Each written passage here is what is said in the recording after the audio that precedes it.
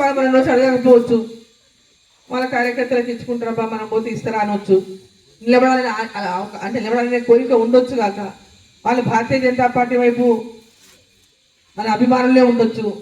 So అటువంటి వ్యక్తులు ఎవరైనా ఉంటే అవకాశం వాళ్ళకి దరఖాస్తు చేసుకోనికి అవకాశం ఇస్తే వాళ్ళు కూడా ఒక అవకాశం ఇచ్చినటువంటి ఉద్దేశంతోనే మనం ఈ దరఖాస్తుల విషయంలో జిల్లా అధ్యక్షుడు ఒక 3 రోజుల టైం 4 రోజుల టైం లోపల పండగ లోపల, ఎందుకంటే 14 లోపల అందరూ ఆయా మున్సిపాలిటీల్లో పోటీ చేయదలుచుకున్న వాళ్ళు, నేను కూడా కౌన్సిలర్గా ఉండదలుచుకున్నాను, నేను పోటీ చేస్తా ఈ వార్డుకి సర్వీస్ ఇస్తాను, లేకుంటే కొంతమంది చెప్తారు నువ్వు నిలబడబా మంచిగా ఉంటుంది నువ్వు నిలబడి అంటారు కొందరు పోయి, నువ్వు నిలబడి నీకు గెలిపిస్తామని. అట్లాంటి వాళ్ళు చాలా మంది ఉండొచ్చు కాక లోకల్గా. సో అటువంటి వాళ్ళని ఐడెంటిఫై చేసి ప్రతి వార్డు కూడా మీరు సెలెక్షన్ చేసుకొని పెట్టుకుంటే మనకు సులభం అవుతుంది.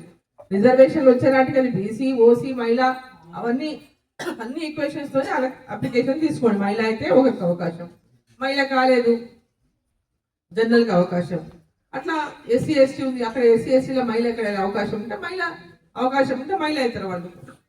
సో ఆ విధంగా ముందే ఎక్సర్సైజ్ మనం కంప్లీట్గా చేసి పెట్టుకోవాలనే ఉద్దేశంతోనే మనం ఈ అప్లికేషన్ కూడా కాల్ఫర్ చేసింది. అప్లికేషన్కి వేరే పార్టీ వాళ్ళు దరఖాస్తులు పెట్టుకోరు, మన పార్టీ వాళ్ళే పెట్టుకుంటారు.